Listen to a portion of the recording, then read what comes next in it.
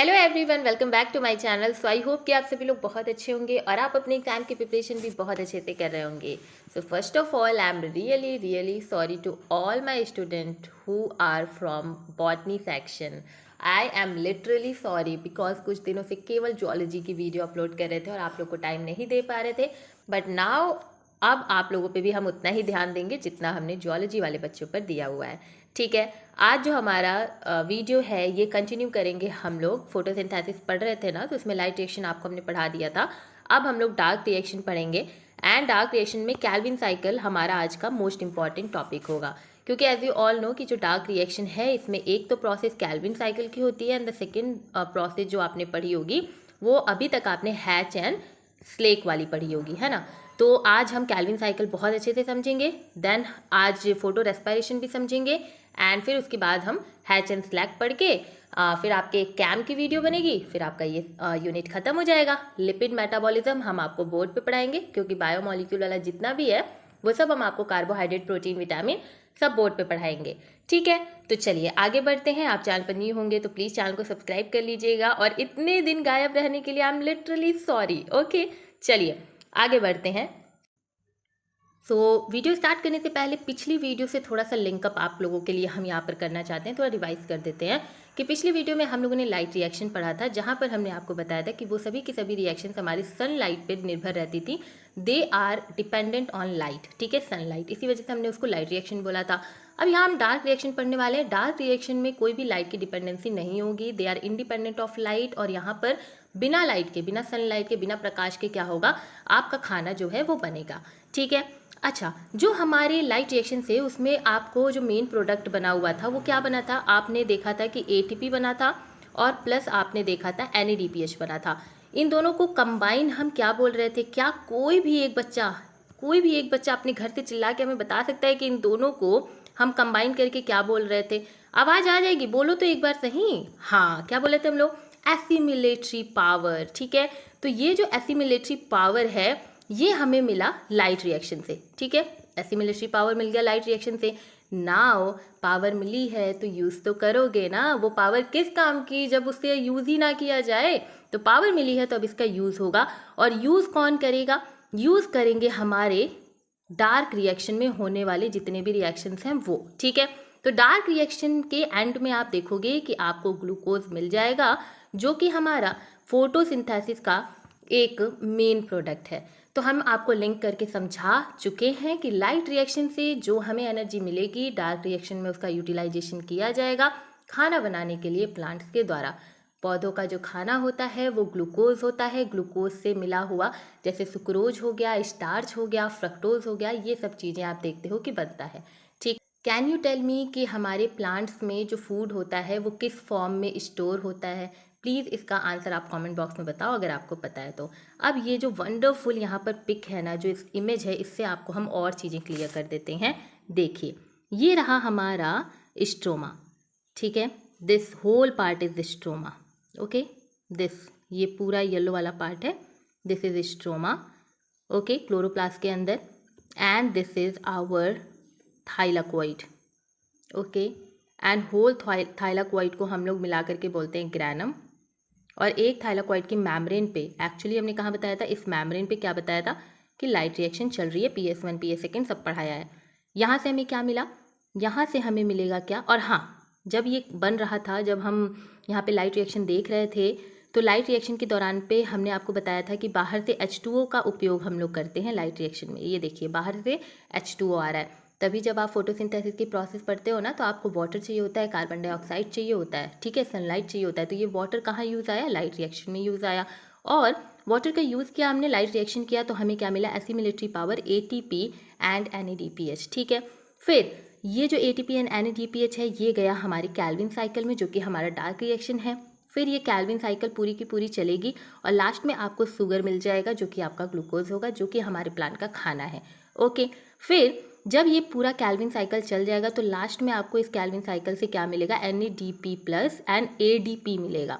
तो ये NADP plus जो है और ADP जो है ये अगेन हमारे लाइट रिएक्शन में जाएंगे और फिर से ये किस में कन्वर्ट हो जाएंगे? ATP में, NADPH में। फिर ये डार्क रिएक्शन में आएंगे। फिर इनकी एनर्जी को यूज़ करके इन्हें छोड़ दिया जाएगा और फिर ये क्या हो जाएंगे, लाइट रिएक्शन में चले जाएंगे। तो ATP NADPH एक ऐसा चीज़ है ना कि देखो हम तुम्हें बता रहे हैं, 1 मिनट रुको। अगर हम तुम्हें कहें कि हमने ना लाइट रिएक्शन में हमने क्या किया, लाइट रिएक्शन में ना एक इंसान को तैयार किया है, हमने बहुत अच्छे से ना इस इंसान को तैयार किया है और हमने इसे बोला है, ठीक है, इस इंसान को तैयार किया, इसके जैसे मतलब काफ़ी सारे इंसान को तैयार किया जिसके पास 3 बोरे हैं।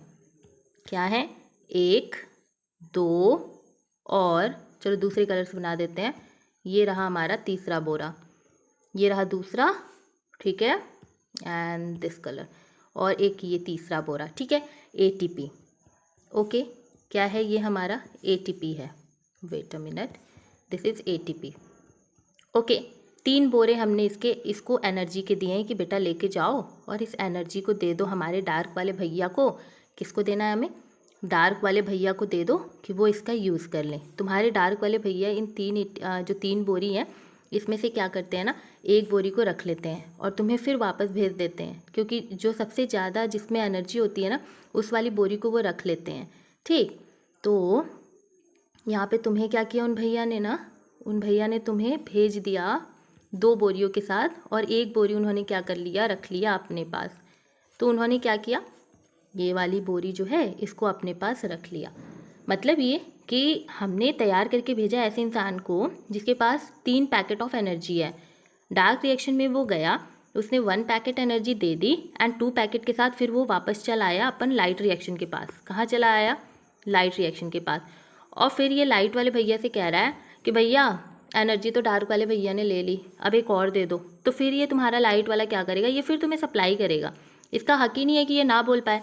फिर ये तुम्हें एनर्जी देगा, फिर तुम इस डार्क के पास जाओगे, फिर तुम यही बन के आओगे, फिर लाइट वाला एनर्जी देगा, फिर जाओगे, फिर आओगे, ऐसे करके ये रिएक्शंस क्या होंगी, ये चलती रहेंगी। अच्छा, 3 बोरी और 2 बोरी क्यों बताया तुम्हें, क्योंकि 3 बोरी हमने इसलिए बताया क्योंकि यहाँ पर ATP है। ये जो T का मतलब है ना, ये तुम्हारा ट्राई है, एडिनोसिन ट्राईफॉस्फेट, 3 फॉस्फेट हैं यहाँ पे, ठीक है, ठीक है। उसी तरीके से हमने यहाँ पे 2 बोरी क्यों बताया, ADP बताया, एक एनर्जी ले ली ना उसने, तो फिर क्या हो गया, डाई फॉस्फेट हो गया। समझ रहे हो तुम, उसी सेम तरीके से जो तुम्हारा NADPH है, इससे भी ये H को ले लिया जाता है, ठीक है, इस H को ले लिया जाता है और दोबारा से लाइट रिएक्शन में भेजा जाता है NADP+ बना के, क्या बना के, NAD+ बना करके। और फिर ये लाइट वाले भैया क्या करते हैं, इसे फिर से इसे भी एनर्जी देते हैं और कहते हैं चल ले जा भाई, ले जा डार्क वाले भैया के पास, और फिर इसका यूज़ होता है। तो बात ये है कि एक जगह एनर्जी को भरा जा रहा है और एक जगह उस एनर्जी को यूज़ किया जा रहा है। This is the interlink between your light reaction and the dark reaction. I hope कि तुम्हें समझ में आया कि क्लोरोप्लास्ट में तुम्हारा फोटोसिंथेसिस हो रहा है, क्लोरोप्लास्ट के अंदर जो ग्रैनम है उसके अंदर जो थाइलाकोइड है उसकी मेम्ब्रेन में हो रहा है लाइट रिएक्शन। लाइट रिएक्शन से हमें मिल रहा है ATP एंड NADPH। वो ATP एंड NADPH जो है वो आपके स्ट्रोमा में जा रहा है, इस वाले में, ठीक है, 1 मिनट, ये रहा, ये स्ट्रोमा में जा रहा है, फिर स्ट्रोमा में उस ATP एंड NADPH का यूज़ किया जा रहा है, फिर उसे वापस से थाइलाकोइड मेम्ब्रेन में भेज दिया जा रहा है उसकी एनर्जी लेकर के, देन फिर ये साइकिल चलती है। तो this is all about your light reaction and dark reaction. तो लाइट रिएक्शन हमने बहुत अच्छे से पढ़ाया था, तो लाइट रिएक्शन में हमने बहुत अच्छे से पढ़ाया था कि कैसे ATP एंड NADPH का फॉर्मेशन हुआ था। अब हम डार्क रिएक्शन में पढ़ाएंगे कि हम किस तरीके से उसका यूज़ करके ग्लूकोज का फॉर्मेशन करेंगे।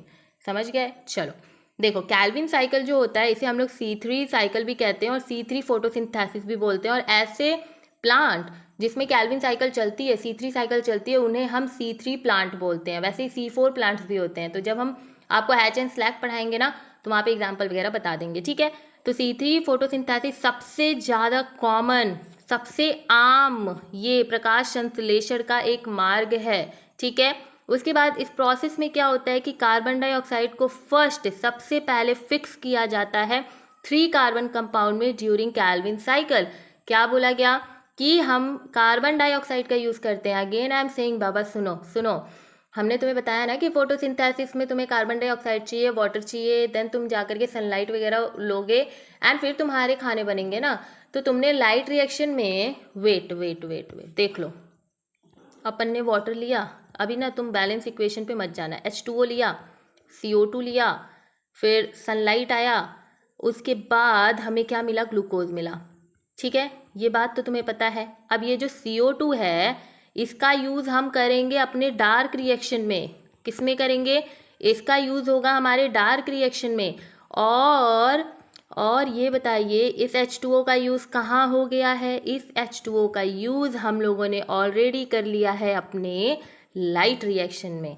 समझ गए कहाँ कहाँ किसका यूज़ हो रहा है। तो CO2 का हम यूज़ करेंगे डार्क रिएक्शन में, और CO2 को सबसे पहले हम फिक्स करेंगे 3 कार्बन कंपाउंड में। तो जब हम कार्बन फिक्स कर रहे होते हैं तो सबसे पहले 6 कार्बन कंपाउंड बनता है। क्या बनता है, सबसे पहले 6 कार्बन कंपाउंड बनता है, जो कि बहुत ही ज़्यादा अनस्टेबल होता है। क्या होता है, बहुत अस्थिर होता है, अनस्टेबल होता है। और हमें आपको पता है कि कंपाउंड्स को स्थिर बनाना ही पड़ता है, वो केमिस्ट्री हो चाहे आपकी बायोलॉजी हो, तो हमें इसे बनाना होता है स्टेबल फॉर्म में। तो स्टेबल फॉर्म के लिए ये जो 6 कार्बन का कंपाउंड बना होता है ये टूट जाता है 3 कार्बन प्लस 3 कार्बन के कंपाउंड में।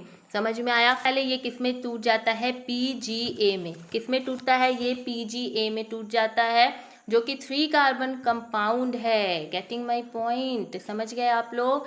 फिर देखिए, तो ये सब तो अभी हम आपको साइकिल पढ़ाएंगे ना, तो उस टाइम बताएंगे। उसके अलावा जो यहाँ पर की एंजाइम रिस्पॉन्सिबल होता है हमारे कार्बन फिक्सेशन में 3,3 प्लांट में, वो याद कर लो, बहुत ज़्यादा इंपॉर्टेंट है। राइबोलोज 1,5 बिसफॉस्फेट कार्बो ऑक्सीलेज ऑक्सीजीनेज, ठीक है। क्या याद करना है, Rubisco. The most important thing आपके कैल्विन साइकिल से यही है कि जो रुबिस्को होता है, this is the most abundant protein, सबसे ज़्यादा पाया जाने वाला प्रोटीन है, और ये हमारे कार्बन के साथ भी बाइंड कर सकता है और ऑक्सीजन के साथ भी बाइंड कर सकता है। इसके पास दोनों की कैपेबिलिटी होती है। और यही जो आपका कार्बन फिक्स कर रहे हो, आप कार्बन डाइऑक्साइड को फिक्स कर रहे हो, ये किसकी हेल्प से होता है, रुबिस्को की हेल्प से होता है, ठीक है। तो जैसा हमने आपको बताया कि कैल्विन साइकिल जो है ये कुछ इंक्लूड करेगी कुछ प्रोसेसेस, जैसे पहला है कार्बो ऑक्सीलेशन, जिसमें आप कार्बन को फिक्स करोगे। सेकेंड होगा रिडक्शन, जो कंपाउंड आपको कार्बो ऑक्सीलेशन के बाद मिलेगा आप उसे फिक्स करोगे। देन उसके बाद फिर रीजनरेशन होगा, ठीक है। चलिए पढ़ते हैं। सबसे पहला देखिए, जो यहाँ पर हम साइकिल बनाएंगे वो हमने पूरी स्लाइड में इंक्लूड नहीं किया है, तो जब भी हम साइकिल बनाएंगे तो उसे आप मेरे साथ साथ बनाओगे, ठीक है। तो I am giving you the time, go and take a pen as well as your notebook, ठीक है, लेकर के आ जाओ।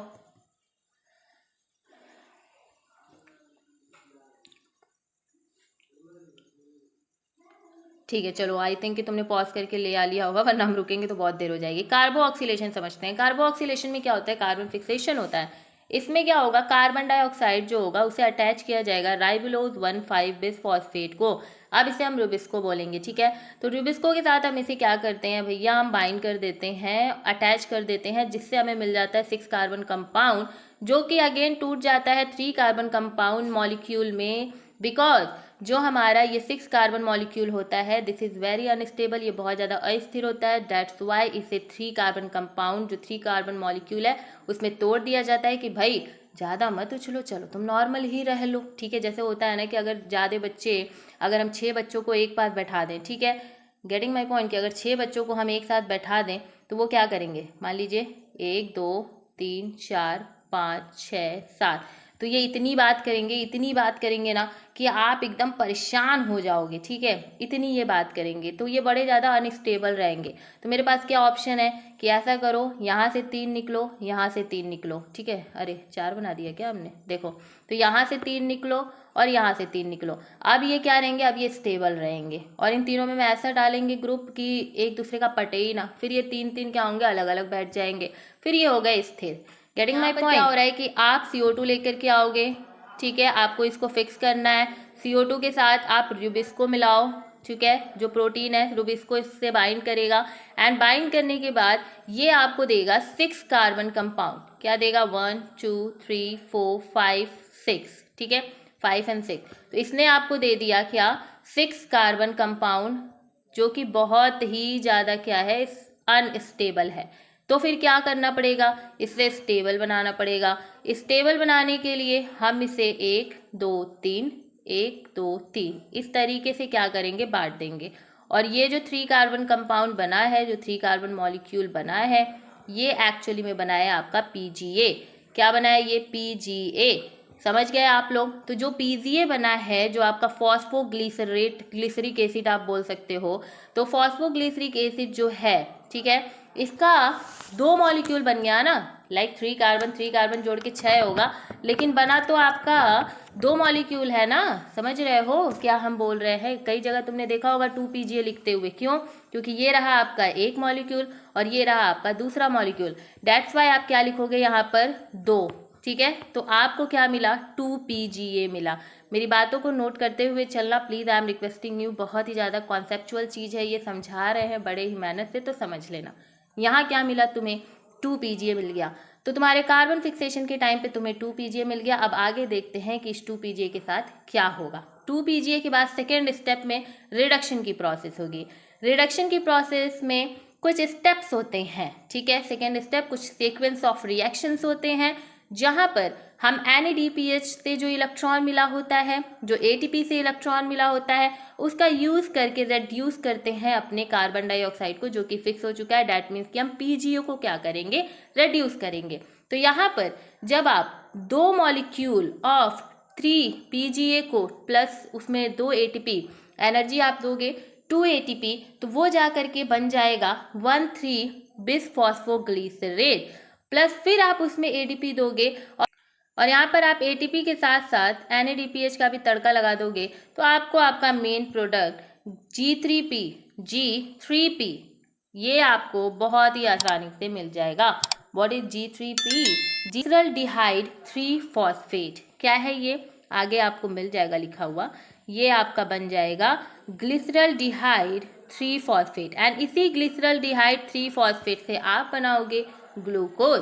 तो the third step is our regeneration. देखो बहुत ही हलवा क्लियर कर देंगे, सब समझ में आ जाएगा। सुनो, फाइनल स्टेप में क्या होता है, राइबोलेज 1,5 बिसफॉस्फेट का रीजनरेशन होता है। This is very important. Regeneration करना बहुत ज़्यादा इंपॉर्टेंट है, क्योंकि अगर रीजनरेशन नहीं होगा RUBP का, तो फिर हमारे नेचर में वो प्रोटीन बचेगा नहीं, और जब प्रोटीन बचेगा ही नहीं, तो फिर हमारे जो प्लांट्स है वो खाना बना ही नहीं पाएंगे। ठीक है, for every 3 turns of the cycle 5 molecules of glyceraldehyde 3 phosphate are used to reform 3 molecules of RUBP.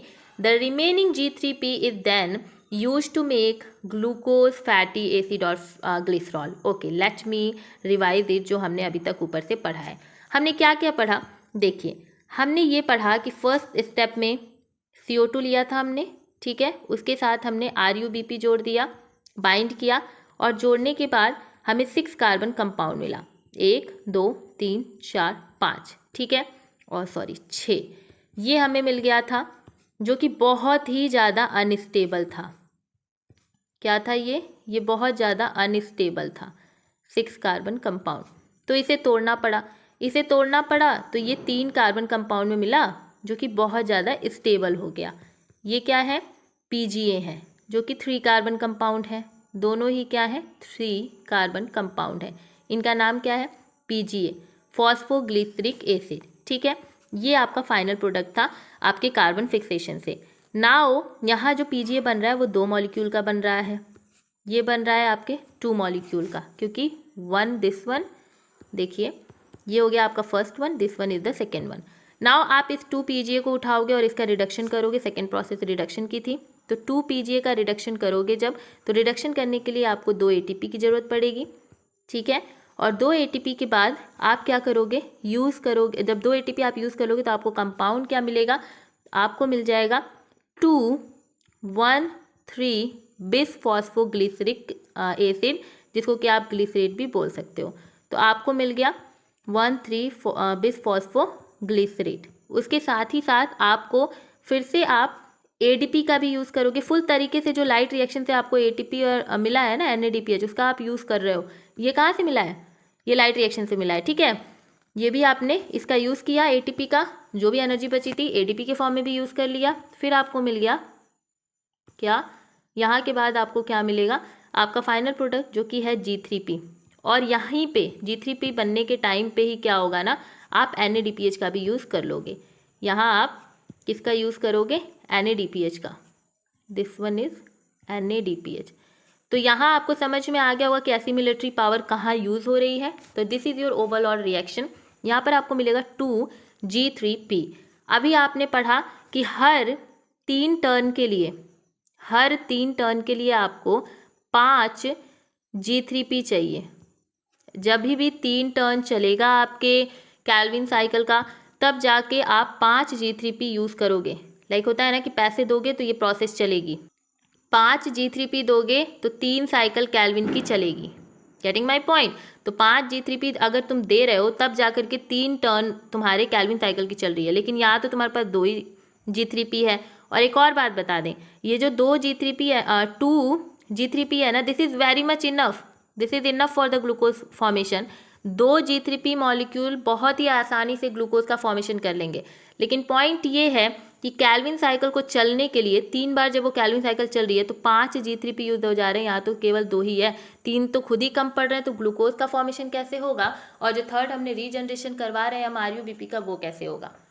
समझ रहे हो, समझ में आ रहा है हम क्या बोल रहे हैं। तो 3 टर्न के लिए भैया तुम 5G3P जो है वो यूज़ कर ले रहे हो, लेकिन तुम्हें 1 टर्न में तो 2 ही मिल रहा है। तो तुम्हें ऐसा कुछ तिकड़म लगाना पड़ेगा कि तुम्हारा जो बैलेंस इक्वेशन है वो बन जाए। तो बैलेंस इक्वेशन में तुम्हें यही पता चलेगा कि 2G3P तुम ले लो ग्लूकोज फॉर्मेशन के लिए, और 5 ले लो तुम G3P चलाने के लिए 3 टर्न। लेकिन तुम्हें जब तुम कोई भी मल्टीप्लिकेशन करोगे तो जो 6 मल्टीप्लिकेशन है ना, जो 6 से मल्टीप्लाई करोगे, अगर तुम इस पूरे इक्वेशन को जब तुम 6 से मल्टीप्लाई करोगे तो तुम ये देखोगे कि तुम्हारा बहुत ही ज़्यादा बैलेंस्ड इक्वेशन आ जा रहा है।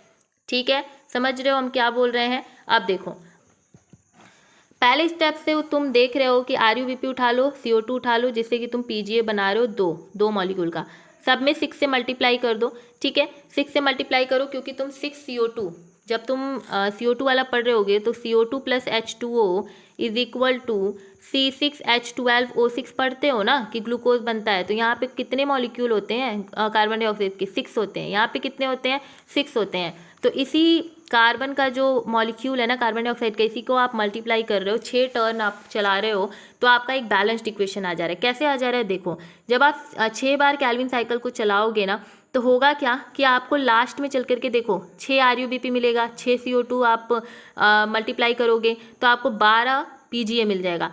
12 PGA के लिए आपको 12 ATP चाहिए होगा, और फिर आपको 12 1,3 बिस फॉस्फोग्लिसरेट मिल जाएंगे। फिर आप 12 ADP यूज़ करोगे और 12 NADPH यूज़ कर लोगे, तो आपको मिल जाएगा लास्ट में 12 G3P। और इस 12 G3P को कैसे तोड़ना है हम आपको बता रहे हैं। देखिए, 12 G3P जो है, इसमें क्या होता है कि ये वाला लाइन पढ़ो पहले, नहीं तो कंफ्यूज हो जाओगे। 12 G3P में तुम क्या करोगे, 2 G3P आराम से भेज दोगे ग्लूकोज फॉर्मेशन के लिए, और 10 G3P जो होंगे वो तुम्हारे RUBP के रीजनरेशन के लिए बड़े ही आसानी से काम आ जाएंगे। देखो, RUBP के रीजनरेशन के लिए तुम्हें कितना चाहिए था, RUBP के रीजनरेशन के लिए 3 कैल्विन साइकिल चलाओगे तो 5 G3P यूज़ हो जाएगा सिर्फ इसके फॉर्मेशन के लिए, इसके रीजनरेशन के लिए। अब तुम्हारे पास क्या है, 2 तुमने दे दिया G3P अपने ग्लूकोज फॉर्मेशन के लिए, 5 तुमने दे दिया एक RUBP बनाने के लिए, और फिर 5 अभी और तुम्हारे पास बच रहा है, तो वो फिर तुम दूसरे साइकिल में दे दोगे। तो ये तुम्हारा एक बैलेंस्ड इक्वेशन, इसीलिए तुम्हारे फोटोसिंथेसिस में बैलेंस इक्वेशन क्या दिया गया है कि 6CO2, क्या बोला गया है, 6CO2 + 6H2O is equal to C6H12O6। ठीक है, अभी यहाँ पे सनलाइट वगैरह मत याद करो अभी। ठीक है, तो यहाँ तुम्हें समझ में आया कि यहाँ पे 6CO2 क्यों है, यहाँ पे तुमने 6CO2 की बात क्यों की है। 6CO2 की बात इसीलिए की है क्योंकि कैल्विन साइकिल 6 टाइम पे चलाओगे तो तुम्हारा एक बैलेंस्ड इक्वेशन मिलेगा जिसमें 12 G3P मिलेगा। 12 G3P में जो 2 होगा वो तुम्हारे ग्लूकोज फॉर्मेशन के लिए चला जाएगा, और जो 10 होगा उससे तुम क्या कर लोगे, RUBP का बड़ी आसानी से रीजनरेशन कर लोगे। तो that's all about your Calvin cycle. अब इसको हम एक बार साइकिल के फॉर्म में भी आपको बना के दिखा देते हैं।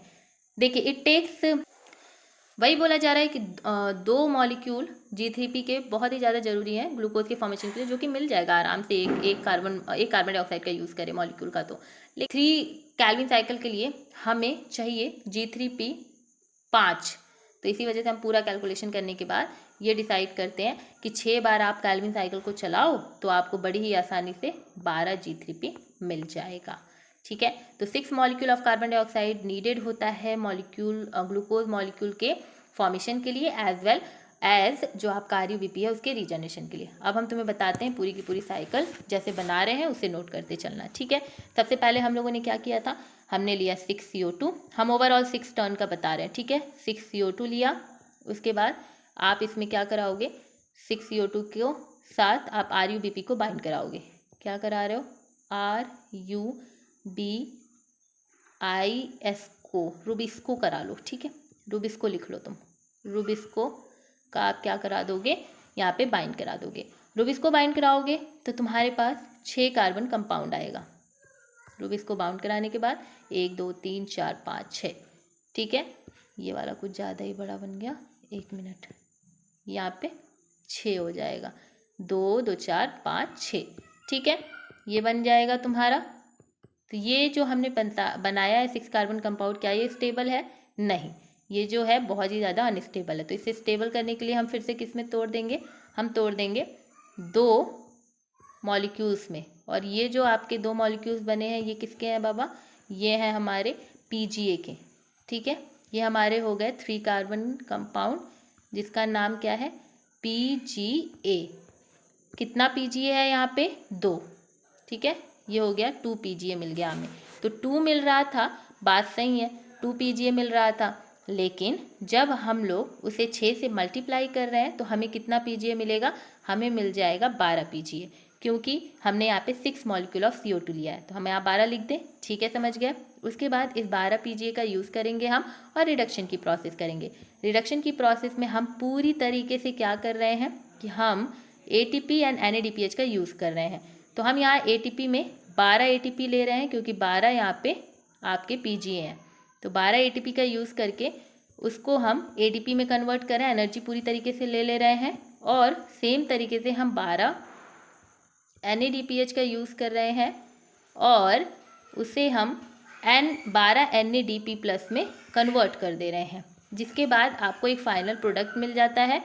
जो फाइनल प्रोडक्ट आपको मिलता है यहाँ पे वो हो जाता है 12 G3P। क्या मिल जाता है आपको, 12 G3P। आई नो कि अभी एक बार नहीं समझ में आ रहा होगा बहुत क्लियरली, लेकिन 2-3 बार समझोगे समझ में आ जाएगा। 12 G3P हो गया। वैसे हम कोशिश बहुत करेंगे तुम्हें एक ही बार में समझ में आ जाए। 12 G3P के बाद ये तुम्हारा फाइनल प्रोडक्ट बन गया, जिसमें से जो 2 हैं वो तुम्हारे ग्लूकोज फॉर्मेशन के लिए चले जाएंगे और जो यहाँ पे 10 होंगे वो किसके लिए चले जाएंगे, 1 मिनट, वो हमारे चले जाएंगे रीजनरेशन के लिए। अब रीजनरेशन के लिए ये जो 10 है उसका हम यूज़ करेंगे। ठीक है, अच्छा, G3P का।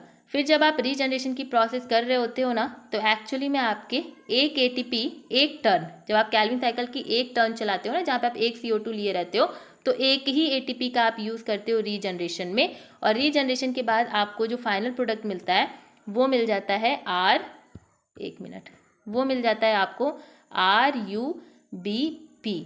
ये आपको मिल जाता है रीजनरेशन में, जो कि अगेन आपको यहाँ पे चाहिए होगा। Rubisco is like a name जो कि RUBP का ही है। ठीक है, तो ये आपको RUBP मिल गया। यहाँ आपने क्या यूज़ कर लिया है, यहाँ पे आपने अगर एक CO2 हम लेते तो एक ही ATP लिखते, CO2 लेते तो एक ही ATP लिखते, लेकिन क्योंकि 6 CO2 लिया है हमने तो हम करेंगे यहाँ पे 6 ATP। फिर हम इसका यूटिलाइजेशन कर लेंगे और यहाँ पे आपके 10 जो है उसका भी यूज़ करेंगे, तो फिर हमें यहाँ पे RUBP का रीजनरेशन मिल जाएगा।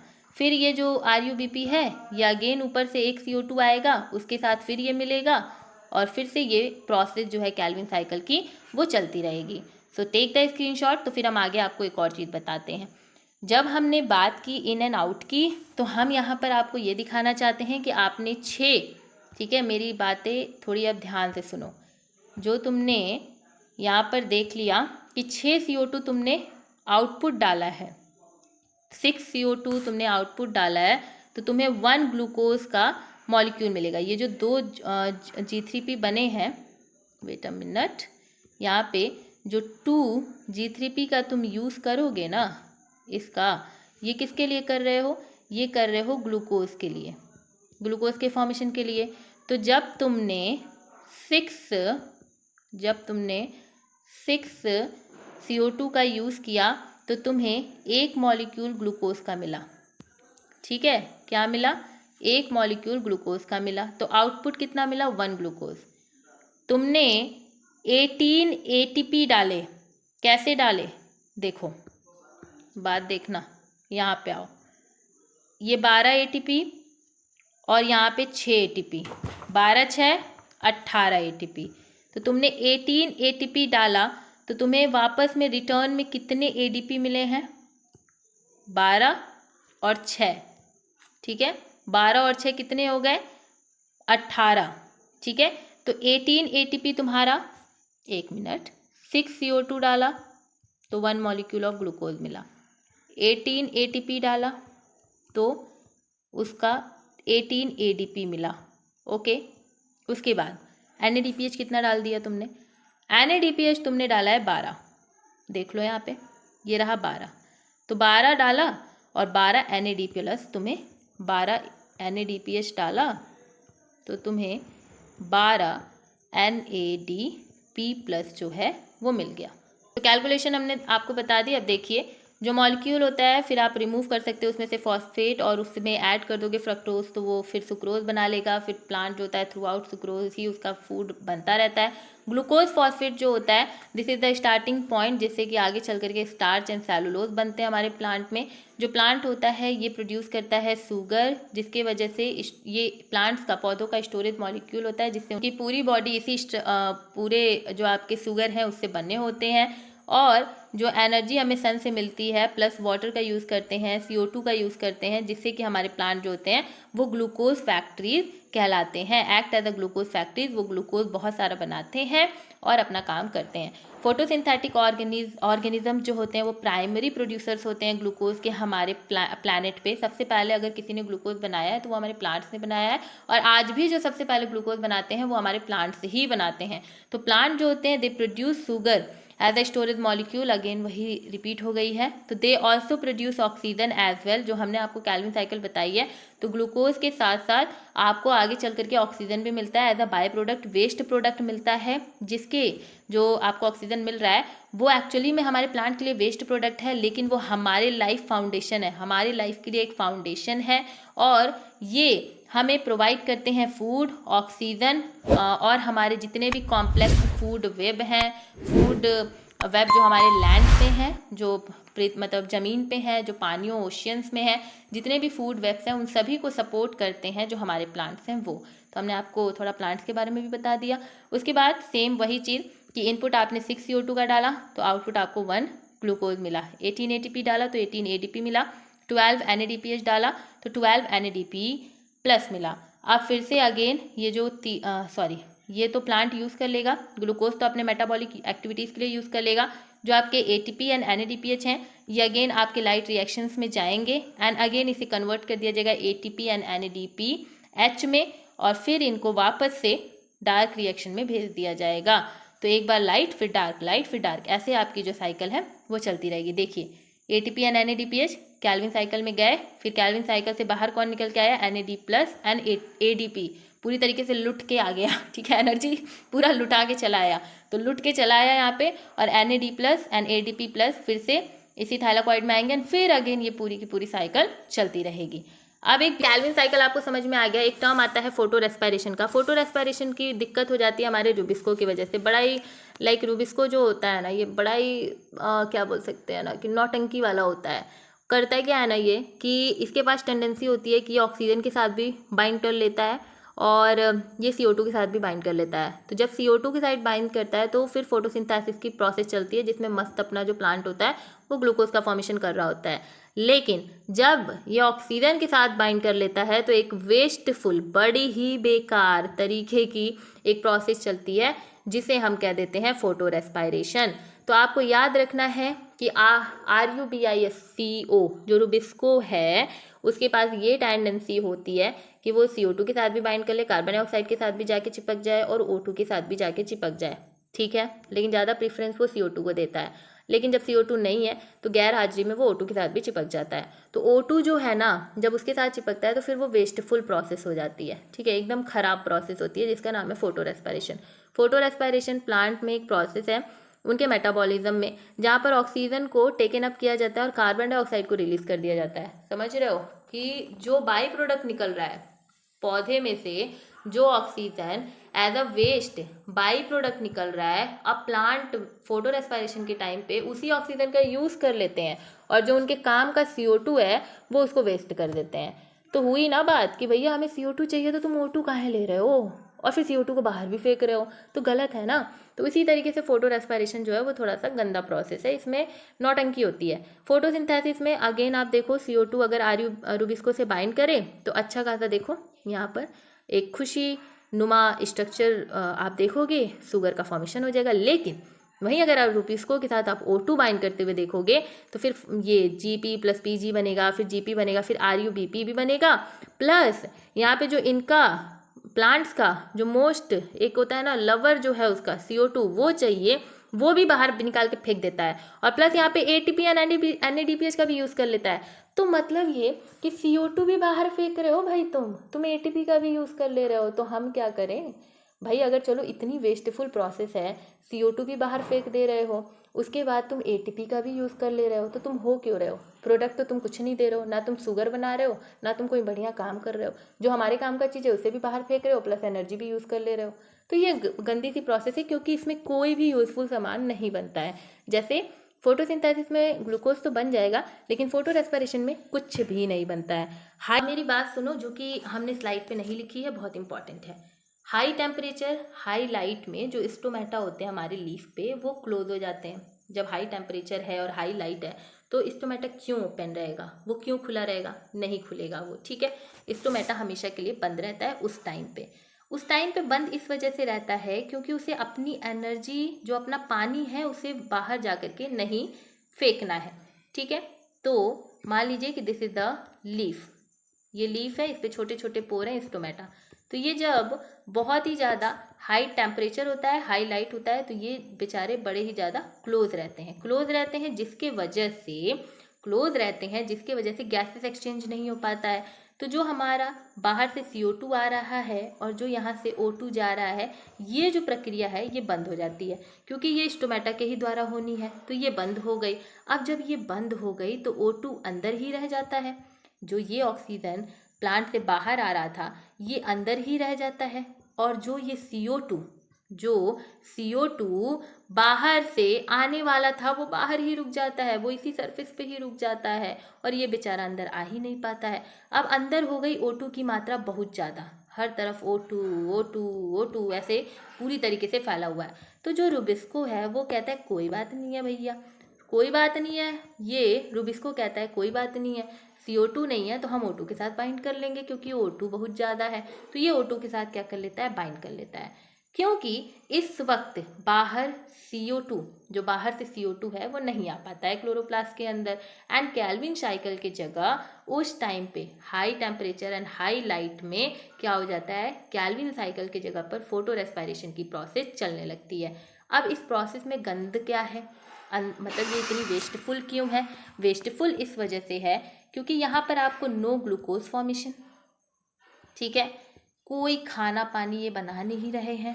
सेकेंड, ATP एक बैठे बिठाए यूज़ कर लेते हैं, इतनी मुश्किल से लाइट रिएक्शन बना रहा है ATP या NADPH, ये बैठे बिठाए ना कुछ बना रहे हैं, ATP यूज़ कर लिए। प्लस यहाँ से जो इम्पॉर्टेंट CO2 है जो कि खाने बनाने के लिए चाहिए वो भी बाहर चला जाता है नाराज़ होके, क्योंकि रुबिस्को O2 के साथ जुड़ जाते हैं। अब आ ही नहीं पाता है, CO2 जितना रहता है उसके साथ भी नहीं जुड़ते हैं, वो चले जाते हैं, समझ रहे हो। तो पूरी तरीके से गंद ही मची हुई है, पूरी तरीके से गंद मची हुई है, इसीलिए हम इसको सबसे ज़्यादा वेस्टफुल प्रोसेस कहते हैं फोटो रेस्पिरेशन को। और इस फोटो रेस्पिरेशन को कराने के लिए कुछ सेल ऑर्गेनल्स रिस्पॉन्सिबल हैं, जैसे कि chloroplast, peroxisomes and mitochondria. Chloroplast में आप देखोगे ना कि PGA का फॉर्मेशन हो जाएगा, रुबिस्को के साथ ऑक्सीजन जुड़ जाता है ना तो आपका PGA का फॉर्मेशन फिर भी हो जाएगा और फॉस्फोग्लाइकोलेट बन जाएगा, समझ रहे हो। PGA के साथ साथ क्लोरोप्लास्ट में फॉस्फोग्लाइकोलेट बन जाएगा। फिर पेरोक्सिसोम में जब वो ऑर्गेनेल में जाएंगे तो वहाँ ग्लाइसिन बन जाएगा। फिर माइटोकॉन्ड्रिया में जाएंगे तो सेरीन बन जाएगा, जिसके वजह से सेरीन का क्या काम है, कोई काम नहीं है। अदर ऑर्गेनिक मॉलिक्यूल कुछ और भी बन सकता है। तो ये वेस्ट है। It occurs when the enzyme Rubisco binds with the oxygen instead of CO2 during photosynthesis. This process can reduce the efficiency of photosynthesis specially in the plant called C3 plant. ठीक है, ये चीज़ आपको समझा दिया। अब एक मेरा मूल मंत्र है भैया, बड़ा ही ईजी है, जो कि तुम्हें जिंदगी में कभी फोटो रेस्पिरेशन और फोटोसिंथेसिस बोलने नहीं देगा। क्या है कि फोटोसिंथेसिस में इवोल्यूशन होता है ऑक्सीजन का, फोटो रेस्पिरेशन में इवोल्यूशन होता है कार्बन डाइऑक्साइड का, ये याद कर लेना। फोटोसिंथेसिस में ग्लूकोज का फॉर्मेशन होता है, और फोटोसिंथेसिस की प्रोसेस नहीं चलती है हाई टेम्परेचर हाई लाइट के वजह से। स्टोमेटा बंद हो जाते हैं, CO2 बाहर रह जाता है, ऑक्सीजन अंदर रह जाता है। रुबिस्को ऑक्सीजन से ही अपना इश्क लड़ाने लगते हैं, और फिर क्या हो जाता है, रुबिस्को बाइंड कर जाते हैं ऑक्सीजन के साथ, और कोई प्रोसेस, इतनी गंदी प्रोसेस चल जाती है कि आपका एक ATP यूज़ हो जाता है, कोई आपको ग्लूकोज का फॉर्मेशन नहीं मिलता है, बेचारा CO2 बाहर ही रह जाता है, तो कोई खाना नहीं बन पाता है। ठीक है, तो वेस्टफुल प्रोसेस है। सबसे गुस्सा इसी वजह से प्लांट को आता है कि तुम ATP क्यों यूज़ कर रहे हो, लाइट रिएक्शन इतनी मुश्किल से बना रहा है, तुम क्यों यूज़ कर रहे हो। ये होता है रिएक्शन हमारे प्लांट का। ठीक है, तो इसीलिए फोटो रेस्पिरेशन फिर सब को रिलेट करके हम आज आपको बताते हैं, क्योंकि this is our like important last topic. उसके बाद आपको एक कैम की टॉपिक मिलेगी, फिर आपका ये यूनिट फोटोसिंथेसिस वाला खत्म हो जाएगा। Then we will move further on our biochemistry. Okay, let's move on the video. देखिए, जो C3 प्लांट्स हैं, they are generally adapted to temperate climate and may struggle in hot and dry condition due to the increase photorespiration and water loss. Example of C3 plants include rice, wheat and soybean. ठीक है, क्या बोल रहा है, जब हमने आप लोगों को लाइट रिएक्शन पढ़ाया था तो वहाँ हमने आपको बताया था कि हमारा जो फाइनल प्रोडक्ट मिलता है लाइट रिएक्शन का, वो होता है ATP प्लस NADPH, एंड ये दोनों ही हमारे कहलाते हैं एसिमिलेटरी पावर। ये क्या कहलाते हैं हमारे, ये कहलाते हैं एसिमिलेटरी पावर। ठीक है, इन एसिमिलेटरी पावर का यूज़ हम कहाँ करते हैं, डार्क रिएक्शन में। डार्क रिएक्शन में हमने इनका यूज़ कैल्विन साइकिल में किया। ठीक है, कैल्विन साइकिल से हमने ये देखा कि हमें ग्लूकोज मिल जा रहा है बड़ी ही आसानी से। ठीक है, लेकिन दिक्कत ये हो रही है कि जब टेम्परेचर बहुत ज़्यादा हाई रह रहा है, ठीक है, क्या बोला जा रहा है देखिए, चलिए हम आपको पहले इंटरलिंक करके बता ही देते हैं सब कुछ, उसके बाद फिर हम अपने स्लाइड पे चलेंगे। देखिए, हमने आपको लाइट रिएक्शन पढ़ाया है और हमने आपको डार्क रिएक्शन पढ़ाया है। ठीक है, लेट्स टॉक अबाउट इट कि फोटोसिंथेसिस में, ठीक है, फोटोसिंथेसिस में हमने आपको पहले लाइट पढ़ लो। ओके, पहले लाइट देखा हम लोगों ने, फिर हम लोग डार्क देखे। ओके, ये दोनों ही रिएक्शंस हमने आपको फोटोसिंथेसिस के अंदर बताया। ठीक है भैया, लाइट में हमें जो वही सेम चीज़ बात करेंगे कि हमें एसिमिलेटरी पावर मिला ATP प्लस NADPH।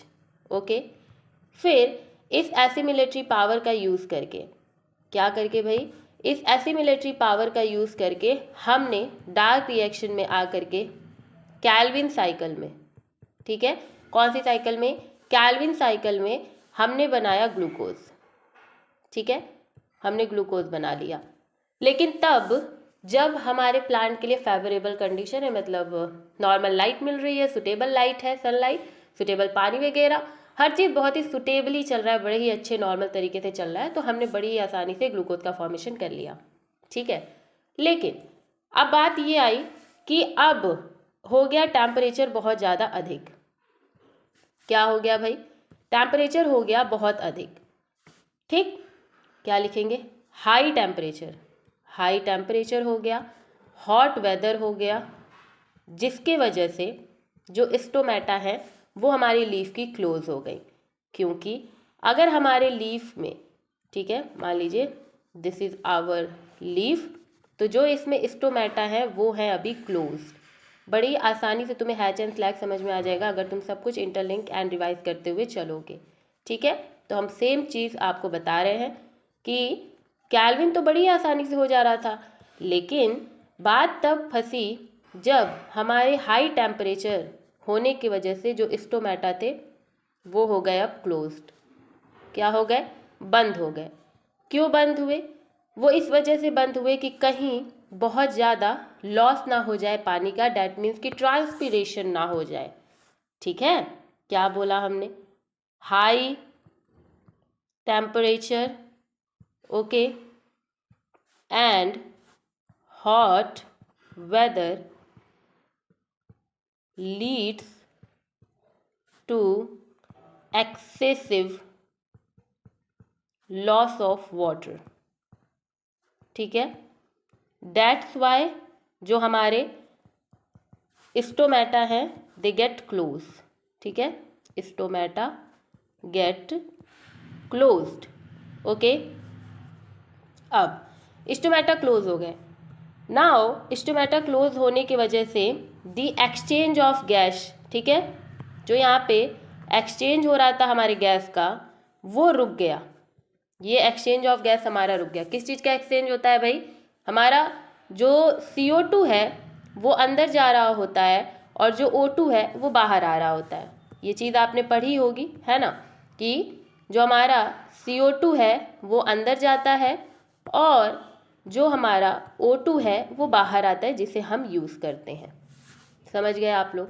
ठीक है, अब ये एक्सचेंज ऑफ गैसेस क्या है? बंद है, ये नहीं हो पा रहा है. दिक्कत अब ये हो रही है कि अंदर जो O2 पहले से है, ठीक है, जो अंदर O2 पहले से है वो अंदर ही फंसा रह गया और CO2 अंदर जा नहीं पा रहा है क्योंकि एक्सचेंज ऑफ गैसेस बंद है. तो वो केवल से केवल ऐसे यहीं पर रुक जा रहा है. कहाँ रुक रहा है? वो इस तरीके से सरफेस पे ही जो हमारा CO2 है वो रुक जा रहा है, वो उसको एंट्री ही नहीं मिल रही है. ठीक, अब अंदर पूरी तरीके से O2 भरा है. क्या भरा है? O2. ओके, इस O2 के भरने की वजह से एक प्रोसेस होने लगती है जिसका नाम है फोटो रेस्पायरेशन. क्या होता है? Photo respiration. अब फोटो रेस्पायरेशन में दिक्कत ये है कि इसमें ये एक वेस्टफुल है प्रोसेस. पूरी लाइन मतलब फोटो रेस्पायरेशन की पूरी स्पेलिंग लिख लेना, यहाँ जितनी एडजस्ट हुई हमने लिखी है. फोटो रेस्पायरेशन में क्या होता है कि आपके वेस्टेज होने लगते हैं. किस चीज़ का वेस्टेज होता है भाई? Wastage of ATP. ठीक है, वेस्टेज ऑफ 1 ATP. ठीक, no glucose formation, no glucose formation as well as CO2 का रिलीज होने लगता है. दैट मीन्स कि जो ATP है जो हमने एज ए एसिमिलेटरी पावर बनाया है. एसिमिलेटरी पावर क्यों बनाया भाई? कि हम यूज़ करके खाना बनाए. ओहो, क्यों बनाया हमने? कि हम यूज़ करके, वेट अ मिनट, यूज़ करके हम इसके खाना बनाए. तो वो भैया फोटो रेस्पायरेशन ले रहा है और वो ले जा करके कुछ और ही नौटंकी कर दे रहा है, वो नहीं बना रहा है खाना. तो ATP बैठे बिठाए यूज़ कर लिया फोटो रेस्पायरेशन में. ग्लूकोज का फॉर्मेशन हो नहीं रहा है, खाना बन नहीं रहा है इस प्रोसेस में. तो क्यों हो रहा है? क्यों हो रहा है? प्लस CO2 जो हमारे लिए सबसे ज़्यादा इंपॉर्टेंट है हमारे प्लांट्स के लिए, जो कि ग्लूकोज के फॉर्मेशन के लिए सबसे ज़्यादा इंपॉर्टेंट है, चाहिए ही चाहिए, वो भी ये महाराज क्या हो रहा है इस प्रोसेस में बाहर रिलीज हो रहा है. This is a very wasteful process.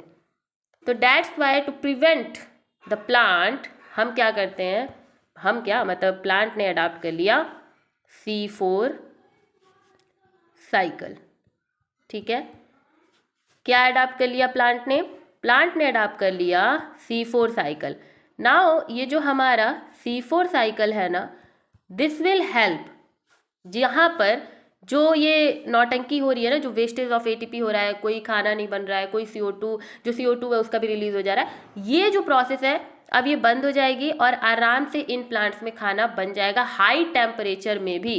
Like desert वगैरह में कितना टेम्परेचर हाई रहता है, पानी का भी कुछ पता नहीं रहता, टेम्परेचर हद से ज़्यादा हाई.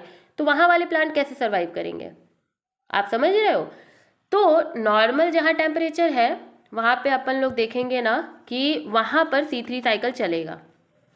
ठीक, मतलब जैसे नॉर्मल जो कंडीशंस हैं जहाँ पर सब कुछ सुटेबल है वहाँ पे C3 साइकिल चलेगा उन प्लांट्स में जिन्हें हम C3 प्लांट्स. जो कुछ अलग से प्लांट है जहाँ टेम्परेचर बहुत ज़्यादा हाई है, फेवरेबल कंडीशन नहीं है, मतलब ये कि अनफेवरेबल कंडीशन है हमारे प्लांट्स के लिए. ठीक है, तो उन प्लांट्स में क्या चलेगा? उन प्लांट्स में C3 भी चलेगा और C4 भी चलेगा. क्यों? क्योंकि एक्चुअली में जो C3 है it is only the process जिससे ग्लूकोज का फॉर्मेशन हो रहा है. C4 is an additional process जहाँ पर जो फोटो रेस्पिरेशन की प्रोसेस हो रही है उसे बंद किया जा रहा है, फोटो रेस्पिरेशन को बंद किया जा रहा है, उसके लिए एक सोल्यूशन निकाला गया है। ऐसा नहीं है कि C4 के साइकिल जो आप C4 साइकिल आप जिन प्लांट्स में देखोगे उसमें आप C3 नहीं देखोगे। It is a myth. आप जिन प्लांट्स में C4 साइकिल देखोगे उन प्लांट्स में आप C3 साइकिल भी देखोगे, क्योंकि हम बार बार कह रहे हैं C3 cycle is the only way जिससे कि खाना बनेगा। C4 cycle is a additional cycle जहां पर आप केवल से केवल फोटो रेस्पिरेशन का सोल्यूशन ढूंढ रहे हो। खाना तो केल्विन में ही बनेगा, समझ गए। अब सोल्यूशन क्या है तुम्हें हम वो समझाते हैं। थ्योरी हम सब कुछ बाद में पढ़ेंगे, पहले हम तुम्हें ना ये सारी चीज़ें बड़े ही अच्छे से ना समझाना चाहते हैं कि कॉन्सेप्ट एक बार बिल्ड कर लो, उसके बाद फिर हम आराम से समझा देंगे, ठीक है। और ये थोड़ा पेन वेन से लिखना पड़ता है ना यहाँ पे, तो गंदी राइटिंग हो तो उसको थोड़ा इग्नोर कर देना, समझ में आ जाना चाहिए, ठीक।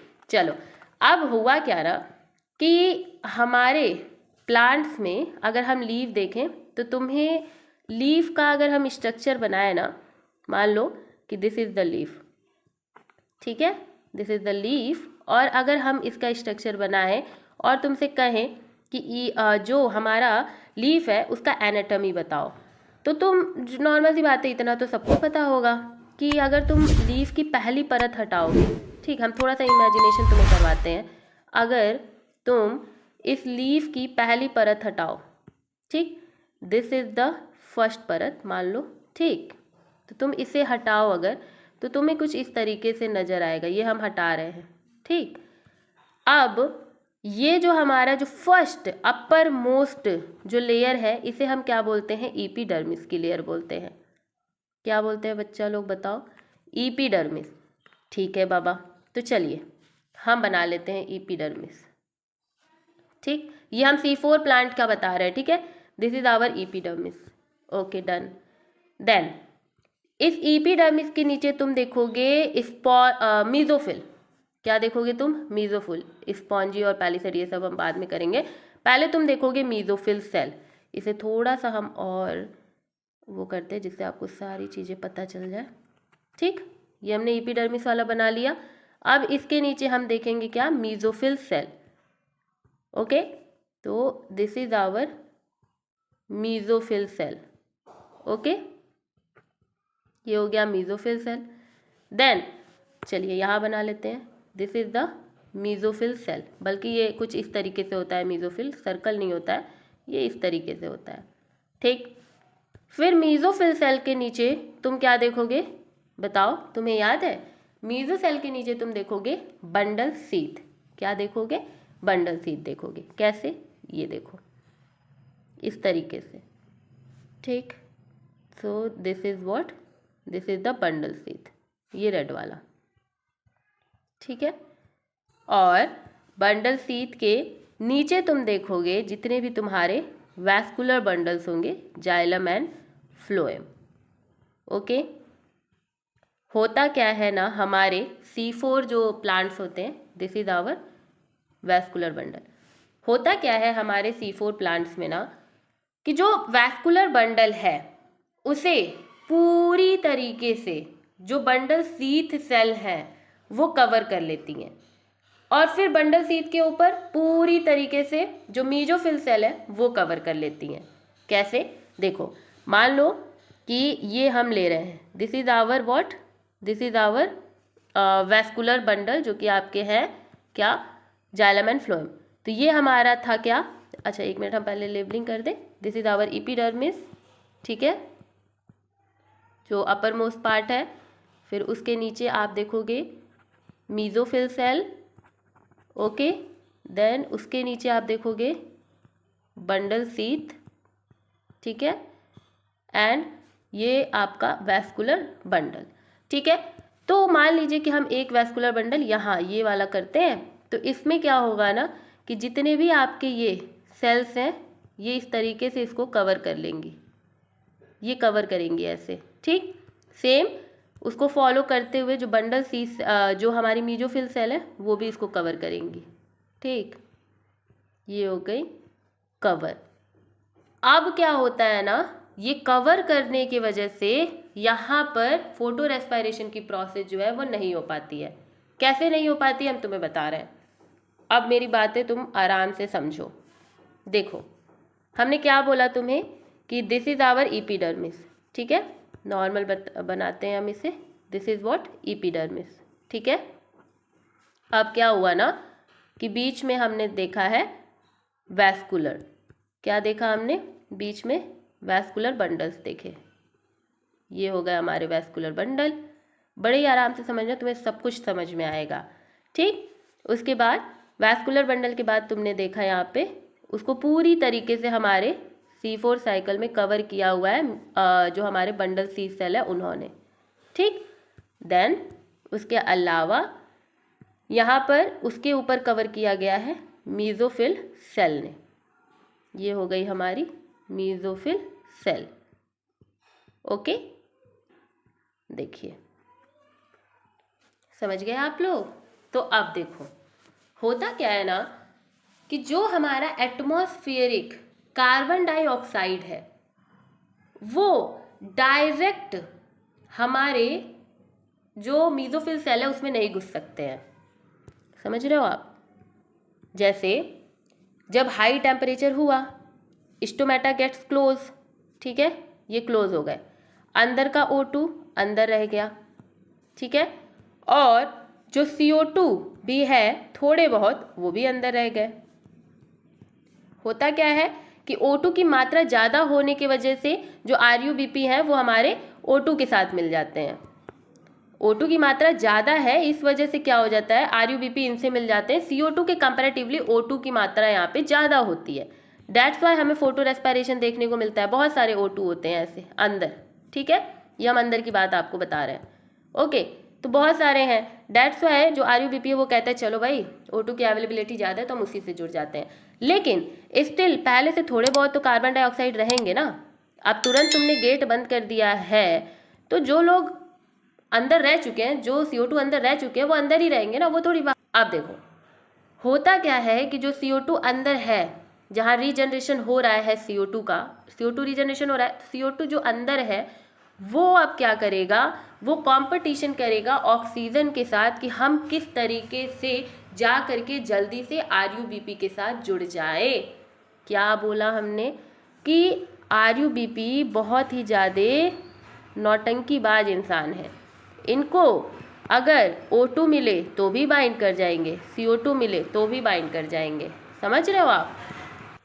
तो हमारे CO2 को ये ध्यान रखना है कि कैसे वो जल्दी से जल्दी जा करके इस RUBP से मिल जाए। अब CO2 क्योंकि कम मात्रा में है तो वो उतने अच्छे से कंपटीशन नहीं कर पाता है, इनकी हेल्प करते हैं हमारे बंडल सीथ के सेल और जितने भी आपके मीजोफिल के सेल होते हैं। Mesophyll cell and bundle sheath cell ना अपने आप को इतनी ज़्यादा, ठीक है, इनकी जो लेयर होती है ना बाहर की जो मेम्ब्रेन होती है इनकी, वो इतनी ज़्यादा मोटी मोटी कर लेते हैं ना, ये इतनी मोटी कर लेते हैं कि ना CO2 अंदर जा पाता है ना ही O2 अंदर जा पाता है, ये बहुत मोटी सेल कर लेते हैं, ठीक है, मतलब इनकी जो सेल मेम्ब्रेन है बहुत मोटी मोटी, ठीक। तो अब इस मोटे सेल के होने की वजह से अब क्या होता है ना कि जो CO2 है, ठीक है, देखो ये इतने मोटे कर लेते हैं, रुकिए हम बना दें थोड़ा आपको अच्छे से समझ में आएगा, वेट। तो इन्होंने इतने ज़्यादा, हमने ड्रॉ कर दिया, इतने ज़्यादा ये अपने जो सेल मेम्ब्रेन है ना मतलब इसको इतनी इसकी विड्थ अच्छी कर ली कि ना ही अब इसके अंदर CO2 घुस पाएगा ना ही अब इसके अंदर O2 घुस पाएगा, ठीक है। तो CO2 की भी एंट्री यहाँ मीजोफिल में बंद हो जाती है, O2 की भी एंट्री बंद हो जाती है, लेकिन जो हमारे मीजोफिल सेल होते हैं ना वो कार्बन डाइऑक्साइड के दोस्त होते हैं। वो कार्बन डाइऑक्साइड को एक फंडा बता देते हैं कि भाई ऐसा है कि तुम डायरेक्ट CO2 के फॉर्म में मत आना, तुम अगर डिस्को डांस करने जा रहे हो क्लब वगैरह में पब वगैरह में तो तुम ना क्लब वाले कपड़े पहन के आना तो तुम्हें एंट्री मिल जाएगी, अगर तुम नॉर्मल कपड़े पहन के आओगे ना तो फिर तुम्हें एंट्री नहीं मिलेगी। तो मीजोफिल सेल की बात चलती है हमारे कार्बन डाइऑक्साइड से कि भाई ऐसा है ना तेरे को अगर मेरे मीजोफिल सेल के अंदर घुसना है ना तो तू क्या करना ना कि मेरे जैसी ड्रेस पहन के आना। तो what is the dress, dress ये है कि CO2 जो है वो एग्जैक्ट नॉर्मल कपड़े में जैसे वो घर पे रहता है वैसे एंट्री नहीं ले सकता है हमारे मीजोफिल सेल में, उससे आयन के रूप में टूटना पड़ता है। जैसे ही वो एक आयन के रूप में टूट जाएगा, जैसे ही वो अपने डिस्को डांस वाले कपड़े पहन लेगा, वैसे ही उसको मेसोफिल सेल जो कि पब एरिया है उसमें वो घुस जाएगा। और जैसे ही वो मेसोफिल सेल में घुसेगा, मेसोफिल सेल का काम हो गया। CO2 किसी भी तरीके से केवल अंदर आ जाना चाहिए, बाद में चल के हम फिर से उसका रीजनरेशन अच्छे से कर लेंगे, अभी हम आगे आपको बताएंगे। ये एनाटॉमी जहाँ पर जो वैस्कुलर बंडल्स हैं वो फ्लावर रूप में, ये आपको फ्लावर ही दिख रहा है ना, रेड, और ये पूरा फ्लावर दिख रहा है, तो फ्लावर रूप में bundle sheath cell and mesophyll cell से घिरे हुए हैं, सराउंड हुए हैं। तो इस एनाटॉमी को हम क्या बोलते हैं? इस एनाटॉमी को हम क्रैंच एनाटॉमी बोलते हैं। क्या बोलते हैं हम? इसे हम क्रैंच एनाटॉमी बोलते हैं। ठीक है, जहाँ पर जो वैस्कुलर बंडल है वो अंदर है, उसको कवर किया हुआ है हमारे बंडल सीड सेल ने, और फिर उसको कवर किया हुआ है मेसोफिल सेल ने। तो फ्लावर लाइक अरेंजमेंट। ठीक है, अब हमने क्या बोला तुम्हें कि मेसोफिल सेल में कार्बन डाइऑक्साइड को बड़े ही अच्छे तरीके से सज धज के जाना पड़ेगा। तो अब हम तुम्हें मेसोफिल सेल की बात बता रहे हैं।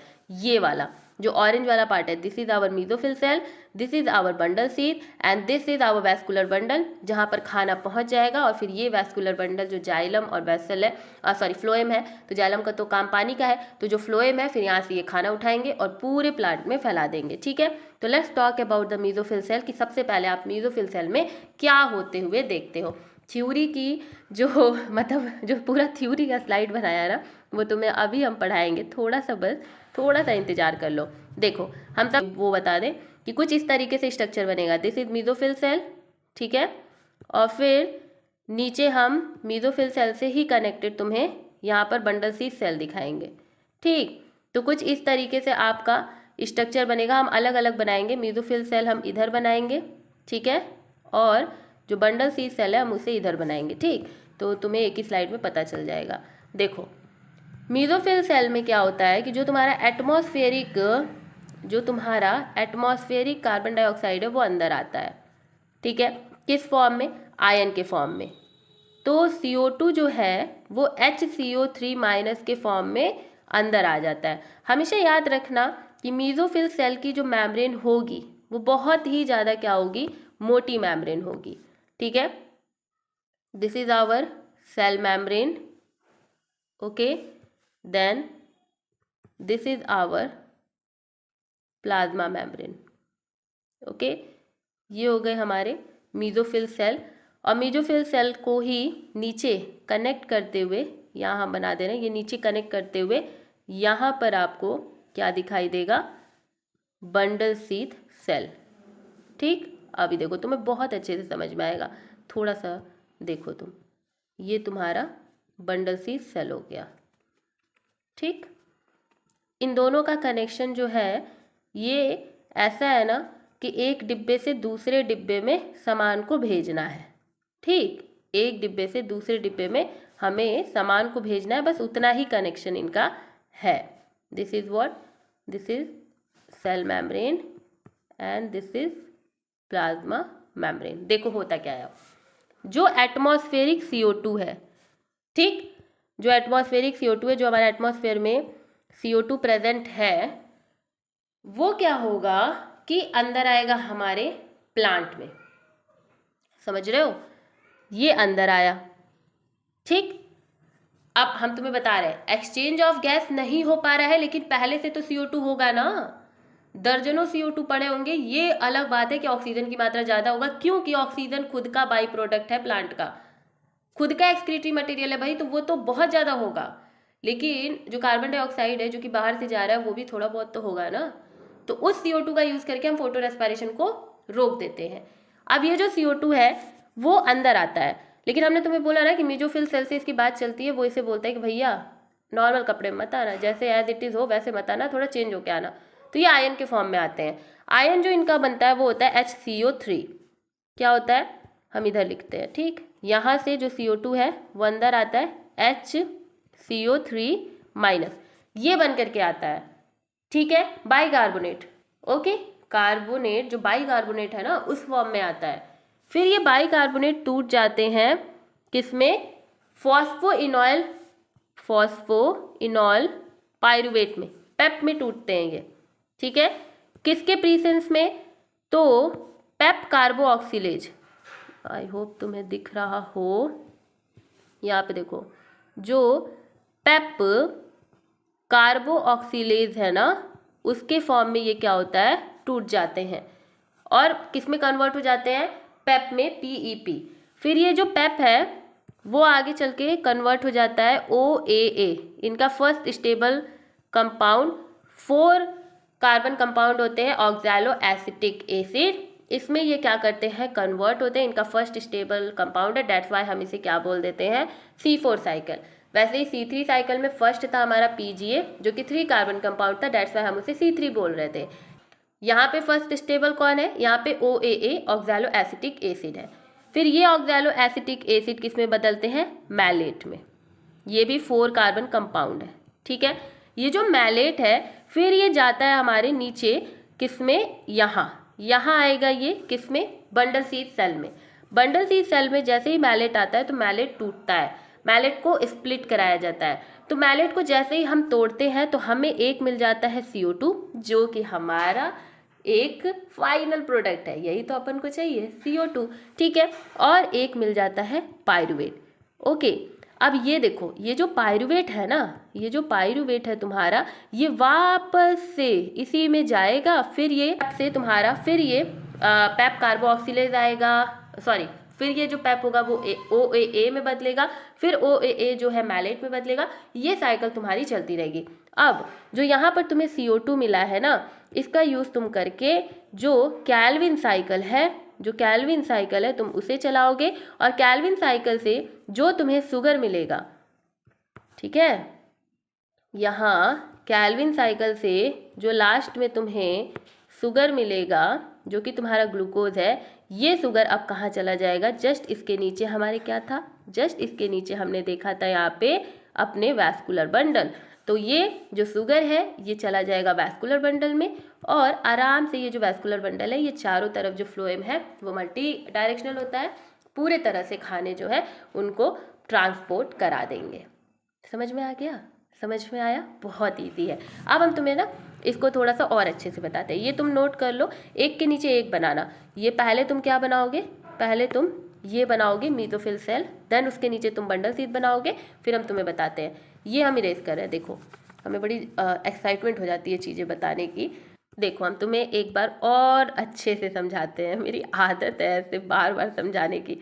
देखो दिस इज़ आवर एपिडर्मिस, और उसके बाद तुम्हें एक हम बंडल सीड सेल, यहाँ पे मीज़ोफिल सेल बना रहे हैं, ठीक है, दिस इज़ मीज़ोफिल सेल, और जस्ट उससे कनेक्टेड हमने बना लिया यहाँ पे बंडल सीड सेल, और उसके नीचे हमने आपके जो फ्लोएम है उसको मान लीजिए बना लिया, ठीक है। तो होता क्या है, ट्रैवल देख लो कैसे हो रहा है, ट्रैवल तुम्हारा जो CO2 है वो फिर यहाँ आता है तुम्हारे मीज़ोफिल सेल में आयन के फॉर्म में, जिसका नाम है HCO3, ठीक है, HCO बाइकार्बोनेट में ये कन्वर्ट होता है। फिर ये जो बाइकार्बोनेट है ये पेप में बदलता है, फिर पेप जो है वो OAA में बदलता है, OAA जो है वो मैलेट में बदलता है, ठीक है।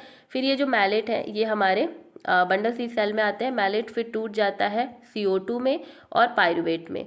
ये जो पाइरुवेट है, ठीक है, पाइरुवेट में ये जो पाइरुवेट है ये दोबारा से क्या करता है, यहाँ वापस जाता है, और फिर से पेप कार्बोऑक्सीलेज वगैरह से मिलके फिर वही साइकिल चलती है कि OAA मैलेट ये सब, ठीक है।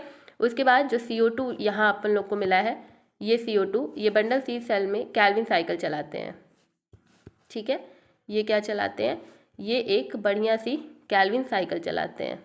तो कैल्विन साइकिल चलाने के टाइम पर इनको क्या मिल जाता है, यहाँ कैल्विन साइकिल चलती है, यहाँ पे कैल्विन साइकिल से इनको मिल जाता है शुगर, और क्या मिल जाता है, कैल्विन साइकिल से रीजनरेशन होता है, ठीक है। अब ये जो शुगर है जो कि इनको बंडल सीड सेल में मिला हुआ है, ये शुगर कहाँ जाता है, ये शुगर यहाँ नीचे हमारे फ्लोएम में चला आता है, ठीक है। और फिर ये जो फ्लोएम होता है, ये शुगर जो कि हमारा ग्लूकोज होता है, शुगर किस फॉर्म में है, ग्लूकोज के फॉर्म में, तो वो फिर क्या करता है, ग्लूकोज के फॉर्म में सिंथेसिस हो जाता है, और ट्रैवल किस फॉर्म में होता है, सुक्रोज के फॉर्म में, और स्टोर किस फॉर्म में करता है, हमारे स्टार्च के फॉर्म में, ठीक है। ये सारी चीज़ें तुम्हें समझ में आ गई। एक चीज़ हम तुम्हें नोट करा दें, आई नो वीडियो लंबी बनती है, बट या हमें इतना बात पता है कि भैया बहुत ही ज़्यादा वर्थफुल बनती है। तो देख लो, सिंथेसिस किस फॉर्म में करते हैं प्लांट अपने फूड? सिंथेसिस करते हैं ग्लूकोज के फॉर्म में। ट्रांसपोर्ट किस फॉर्म में करते हैं? ट्रांसपोर्ट करते हैं सुक्रोज के फॉर्म में। और उसके बाद ट्रांसपोर्ट के बाद तुम्हारा स्टोर, इनका स्टोरेज किस फॉर्म में होता है? स्टोरेज होता है स्टार्च के फॉर्म में। ठीक है, तो ये चीज़ तुम्हें याद रखना है कि ग्लूकोज के फॉर्म में जो है वो खाना बन रहा है और सुक्रोज के फॉर्म में पूरी बॉडी में ट्रैवल कराया जा रहा है फ्लोएम के द्वारा, और स्टोरेज जो है वो स्टार्च के फॉर्म में हो रहा है। तो ये हो गया आपका C4 साइकिल भी डन। हैच एंड स्लैक ने इसको पहले दिया था, इस वजह से इसका नाम हैच एंड स्लैक रखा गया। C4 इस वजह से बोला जाता है क्योंकि इसका फर्स्ट स्टेबल कंपाउंड जो है वो OAA ऑक्सैलो एसिटिक एसिड है, जो कि 4 कार्बन कंपाउंड है। समझ गए? तो this is all about your C4 cycle. Now let's talk about the theory portion. ठीक है, अब तुमको बहुत अच्छे से हम थ्योरी बता देते हैं। ठीक, देखो, हैच एंड स्लैक साइकिल जो है इसे हम C4 फोटोसिंथेसिस भी कहते हैं। एक ऑल्टरनेटिव पाथवे है जिसमें जो प्लांट होते हैं वो अपने आप को इस तरीके से इवॉल्व करते हैं कि वो फोटो रेस्पिरेशन की जो प्रोसेस है उसे मिनिमाइज कर सके, कम कर सके, और वाटर के यूज़ को जो वाटर यूज़ एफिशिएंसी है उसको अच्छे से बढ़ा सके, specially hot and arid condition में। जो हॉट मतलब क्या होता है भाई? बहुत ही ज़्यादा गर्म और शुष्क परिस्थितियों में प्रकाश श्वसन को कम करने और जल उपयोग दक्षता को बढ़ाने के लिए C4 प्लांट ने अपने आप को विकसित किया है। ठीक है, C4 प्लांट जैसे कि कॉर्न हो गया, शुगर केन हो गया, ये इंपॉर्टेंट है कि कॉर्न हो गया, शुगर केन हो गया, दीज आर व्हाट हमारे carbon dioxide is the first fixed into 4 carbon compound typically oxaloacetate in mesophyll cell. तो ऑक्सैलो एसीटेट यहाँ पर फर्स्ट स्टेबल कंपाउंड है जो कि 4 कार्बन है मेसोफिल सेल में, हमने आपको बता दिया। तो इसी वजह से हम इसे C4 साइकिल भी कहते हैं। जो इनिशियल फिक्सेशन होता है इसमें वो अकर होता है एक्शन ऑफ फॉस्फोइनॉल पाइरुवेट कार्बोऑक्सिलेज। हमने बताया ना कि पेप कार्बोऑक्सिलेज जो एंजाइम है उसी की वजह से पेप का फॉर्मेशन होता है। फिर C4 प्लांट जो होते हैं वो एग्जिबिट हायर प्लांट में efficiency environment with high temperature, intense sunlight जहाँ पे होती है, बहुत ज़्यादा टेम्परेचर होता है, वेल सूटेड जो कि ट्रॉपिकल एंड सब ट्रॉपिकल क्लाइमेट्स हैं, वहाँ पर आप C4 साइकिल देखोगे, मतलब होते हुए। तो देख लीजिए, ये फिगर हमने बताया था epidermis and this is the mesophyll cell. उसको भाई अंदर से घेरा हुआ है, वेट अ मिनट, फिर अंदर है आपको यहाँ पे बंडल सीथ एंड उसके अंदर ये हो गए आपके वैस्कुलर बंडल्स। ठीक है, अब ये आपके C4 साइकिल का एक ओवरव्यू है कि एटमॉस्फेरिक अंदर आता है हमारे मेसोफिल सेल में, फिर यहाँ पे कार्बोऑक्सिलेशन होता है, C4 एसिड बनता है जो कि ऑक्सैलो एसिटिक एसिड है। फिर उसके बाद ये जो C4 एसिड है ये अंदर जाता है, डी कार्बोक्सिलेशन होता है मैलेट का, जिससे आपको CO2 मिलता है, और आपका जो C3 एसिड है, CO2 जो है वो आपका क्या हो जाता है, कैल्विन साइकिल की तरफ चल जाता है, और वही मैलेट जो पायरुवेट है उसमें भी चेंज होता है, जो कि पायरुवेट कैसा कंपाउंड है, ये 3 कार्बन कंपाउंड है। फिर ये पायरुवेट वापस से रीजनरेशन में जाता है, फिर ये फॉस्फोइनॉल पायरुवेट में कन्वर्ट होता है, फिर कार्बोक्सिलेशन होती है, फिर ऑक्सैलो एसिटिक एसिड बनता है, फिर मैलेट टूटता है CO2 एंड पायरुवेट में, फिर ये साइकिल चलने लगती है। ठीक है, समझ गए आप लोग? देखिए, अब देखो, अच्छा तुम हमें ये बताओ, खाना C4 साइकिल में कहाँ बनेगा? मेसोफिल सेल में बनेगा या बंडल सीथ में बनेगा? C4 साइकिल में खाना कहाँ बनेगा? मेसोफिल सेल में या बंडल सीथ सेल में? चलो, अच्छा जवाब है, कहाँ बनेगा? बंडल सीथ सेल में, क्योंकि कैल्विन साइकिल तो यहीं चल रही है ना, ये तो एडिशनल है। ओके, समझ गए? अच्छा, उसके बाद ये तो हमारी कारीगरी है। अब यहाँ क्रैंज एनाटॉमी देखो। क्रैंज एनाटॉमी रिफर्स होता है टाइप ऑफ लीफ एनाटॉमी जिसमें सर्टेन प्लांट्स जैसे कि पर्टिकुलरली हमारे C4 प्लांट, इन्होंने अपने आप को अडाप्ट किया होता है। जो लीव्स होती है मेसोफिल सेल की वो अरेंज्ड होती हैं कॉन्सेंट्रिक लेयर में। कैसे? कॉन्सेंट्रिक लेयर, ऐसे घिरी हुई। ठीक है, इस तरीके से लेयर में वो क्या हो जाती हैं, बढ़ जाती हैं, जो कि किसको कवर करती हैं? वैस्कुलर बंडल्स को। लाइक यहाँ पे देख रहे हो, बीच में वैस्कुलर बंडल है, ठीक है, उसके बाद उसको घेरा हुआ है बंडल सीथ सेल ने, और उसको घेरा हुआ है पूरी की पूरी तरह मेसोफिल सेल ने। तो इस तरीके की क्रैंज एनाटॉमी कहलाती है, जो कि C4 प्लांट्स में पाई जाती हैं। देखिए ओवरव्यू करके, ये रहा हमारा upper epidermis, this is our bundle sheath cell, wait, this is bundle sheath cell, ठीक है, देख रहे हो। और ये मीजोफिल सेल है, ये हो गया मीजोफिल सेल, ठीक। और अंदर की तरफ तुम्हें दिखाई देगा यहाँ पे ये वीन्स जो कि आपके वैस्कुलर बंडल्स हैं, ठीक है। फिर देखिए ये एडाप्टेशन होता है एफिशिएंट कार्बन फिक्सेशन के लिए, जिसमें प्लांट जो है वो हाई टेम्परेचर इंटेंस सनलाइट को भी झेल सके और खाना बना सके। इन प्लांट का एग्जांपल है मेज और सुगर केन, गन्ना वगैरह हो गए। इनमें क्या होता है, C4 साइकिल चलता है। बहुत बार पूछा जाता है सुगर केन में कौन सी साइकिल चलती है, तो C4 साइकिल चलती है। आपको सिंप्लीफाइड एक्सप्लेनेशन हम दे रहे हैं C4 का। सबसे पहले होता है इनिशियल कार्बन फिक्सेशन, जहाँ पर जो मीजोफिल सेल में फॉस्फोइनॉल पायरुवेट का फॉर्मेशन होता है, किसके प्रीसेंस में, पेप कार्बोऑक्सिलेज के प्रीसेंस में। फॉस्फोइनॉल पायरुवेट एक 3 कार्बन कंपाउंड है जो कि CO2 के साथ रिएक्ट करता है और 4 कार्बन कंपाउंड OAA बनाता है। ये जो रिएक्शन होता है वो पेप कार्बोऑक्सिलेज के द्वारा क्या किया जाता है, बड़े ही अच्छे से आगे प्रोसीड किया जाता है। बोला क्या है कि एटमॉस्फेरिक CO2 हमारे मीजोफिल सेल के अंदर आते हैं, किस फॉर्म में, HCO3 माइनस के फॉर्म में आते हैं।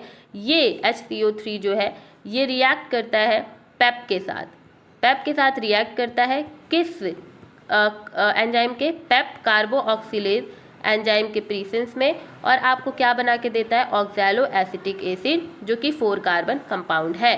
तो ये प्रोसेस हो गई हमारे इनिशियल कार्बन फिक्सेशन की, जो कि मीजोफिल सेल में चल रही है। फिल सेल से हम लोगों को अभी तक मैलेट मिल गया। अब हम लोग क्या करेंगे, बंडल सी सेल में जाएंगे। जो 4 कार्बन कंपाउंड होगा, टिपिकली मैलेट या एस्पार्टेट भी होता है कभी कभी, तो ये ट्रांसपोर्ट किए जाते हैं बंडल सी सेल में, और फिर वहाँ से बंडल सी सेल से पूरे जो प्लांट वैस्कुलर टिश्यू है जो बंडल सी सेल ने घेरा हुआ है, वहाँ पे मैलेट को ले जा करके छोड़ दिया जाता है। फिर बंडल सी सेल में ही जो मैलेट होता है वो स्प्लिट होता है, वो टूटता है, और जैसे ही वो टूटता है, जो हमारा 4 कार्बन कंपाउंड मैलेट है वो टूटता है, तो वो CO2 आपको देता है, और यही CO2 कैल्विन साइकिल में ट्रेडिशनली हम लोग यूज़ कर देते हैं, ठीक है। हम लोग नहीं, मतलब प्लांट यूज़ करते हैं, ठीक। उसके बाद जो सेपरेशन होता है इनिशियल कार्बन फिक्सेशन का और कैल्विन साइकिल का डिफरेंट सेल्स में, वो हेल्प करता है कॉन्सेंट्रेट CO2 को हमारे एंजाइम रूबिस्को के साथ और रिड्यूस करा देता है। फिर C3 प्लांट के ही तरह यहाँ पर भी खाना जो है वो बनने लगता है। अब जो रिलीज CO2 है वो कैल्विन साइकिल में क्या करेगा, मतलब रोटेट करेगा, जाएगा बंडल सी सेल में ही, वो क्या करेगा, कंबाइन करेगा राइबोलोज 1,5 बिस फॉस्फेट के साथ और शुगर का फॉर्मेशन कर लेगा, ठीक है। देखिए वही चीज़ है कि C4 एसिड जो मैलेट है वो टूटा CO2 में, जो कि कैल्विन साइकिल में चला गया, और एक वो C3 एसिड में भी टूटा जिसका नाम है पायरुवेट। भाई देखो C4 साइकिल है, तो C4 साइकिल ये ऑक्सैलो एसिटिक बना, ऑक्सैलो एसिटिक एसिड OAA, ठीक है, ये OAA है। ये OAA आगे चल के किस में बना, मैलेट में, ठीक है, मैलेट में या फिर कभी कभी एस्पार्टेट में। तो ये C4 है ना, 4 कार्बन है ना, 1 2 3 4 कार्बन में से एक कार्बन जो है आपका वो तो CO2 कर दे रहा है ना, जो कि कैल्विन साइकिल में जा रहा है। लेकिन बाबा ये भी तो बचा है, ये 3 कार्बन भी तो बचे हैं। ये 3 कार्बन कंपाउंड बन जाता है क्या, ये 3 कार्बन कंपाउंड बना देते हैं पायरुवेट, ठीक है, जो कि 3 कार्बन कंपाउंड है। फिर ये पायरुवेट वापस जाता है C3 एसिड, फिर उसका रीजनरेशन होता है, फिर पेप में, फिर पेप आकर के ऑक्सैलो एसिटिक एसिड में, फिर वही साइकिल जो है वो चलती रहती है, ठीक है। आई होप कि तुम्हें सब कुछ चीज़ें समझ में आ रही है।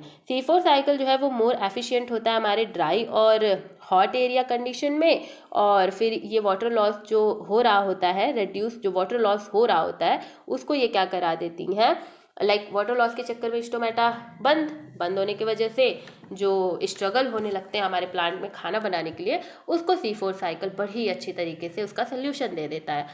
नाउ हम डिफ्रेंशिएट करेंगे C3 एंड C4 प्लांट को अगले वीडियो में, जहाँ पे हम C3, C4 and cam cycle तीनों में ही डिफरेंस अच्छे तरीके से देख लेंगे।